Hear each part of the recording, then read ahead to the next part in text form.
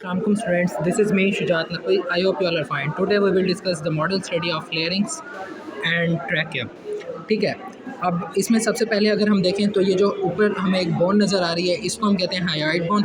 ठीक है, hyoid bone के नीचे हमारे पास जो कार्टिलेज है ये वाला, ये लार्जेस्ट कार्टिलेज होता है लेरिंग्स का। ठीक है, और ये सिंगल होता है। इस कार्टिलेज को हम कहते हैं थायराइड कार्टिलेज। थायराइड कार्टिलेज और हायोइड बोन को जो आपस में कनेक्ट कर रही होती है मेम्ब्रेन, उसको हम कहते हैं थायरोहायोइड मेम्ब्रेन। थायरोहायोइड मेम्ब्रेन सारी साइड से ना थिन होती है, but thyrohyoid membrane in the middle में आके थोड़ा थिक हो जाता है स्ट्रक्चर, जिसको हम नाम दे देते हैं थायरोहायोइड लिगामेंट का। ठीक है, अगर अब इसके बैक साइड से देखें तो ये वाला जो है ये हमारे पास एपिग्लोटिस है। जो एपिग्लोटिस का कार्टिलेज होता है उसको हम कहते हैं एपिग्लोटिक कार्टिलेज। ठीक है, अब नीचे अगर हम देखें तो हमारे पास ये थोड़ा मॉडल यहाँ पे टूटा हुआ है। ये देखें, अगर एक मिनट, ये देखें, ये जो हमारे पास दो जो कॉनिकल हैं कार्टिलेज, इसको हम कहते हैं यूनिफॉर्म कार्टिलेज। और जो नीचे कॉनिकल्स दो बन रहे हैं, एक ये वाला और एक ये वाला, इसको हम कहते हैं कॉर्निकुलेट। अब यूनिफॉर्म और कॉर्निकुलेट के दरमियान वाला जो ये वाला एरिया है इसको हम कहते हैं एरिटिनॉइड कार्टिलेज।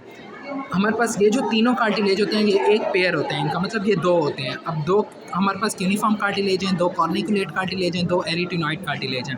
टोटल लेरिंग्स के हमारे पास 9 कार्टिलेज होते हैं, 6 तो ये हो जाते हैं, एक हो जाता है एपिग्लोटिक कार्टिलेज, और एक जो नीचे ये वाले हैं ना इसको हम कहते हैं क्रिकॉइड कार्टिलेज।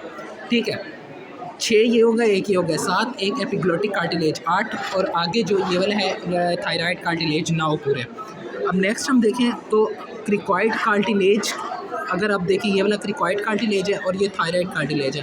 थायराइड कार्टिलेज और क्रिकॉइड कार्टिलेज के दरमियान भी हमारे पास एक मेम्ब्रेन आ रही है, ये वाली मेम्ब्रेन।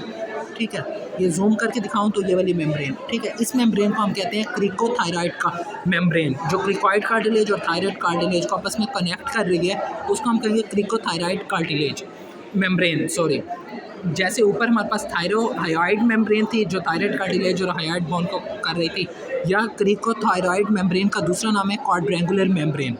अब नीचे जो है ये हमारे पास सी शेप कार्टिलेज स्टार्ट हो गया, इसको ये ट्रैक आ गया है।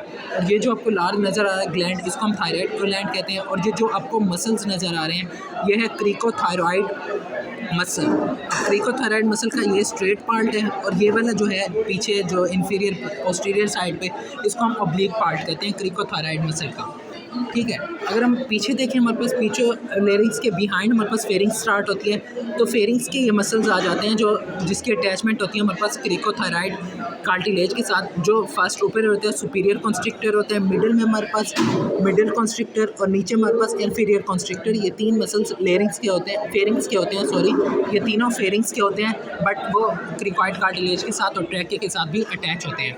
ऑलरेडी मैं एक मॉडल पे डिस्कस कर चुका था ट्रैकिया, फेरिंग्स और ब्रोंकाई को, बट आई थिंक इस पर भी हमें बनानी चाहिए एक वीडियो, ताकि आपके पास 2 मॉडल हो जाए और दोनों से क्लियर हो जाए। उसमें थायराइड ग्लैंड नज़र नहीं आ रहा था, मसल्स कुछ नज़र नहीं आ रहे थे। I think it is very obvious, अब सारा क्लियर हो गया होगा। आई होप आप वीडियो लाइक करेंगे, शेयर करेंगे एंड सब्सक्राइब करेंगे इस चैनल को। अपना ख्याल रखिएगा, मिलते हैं नेक्स्ट वीडियो में। अल्लाह हाफिज़।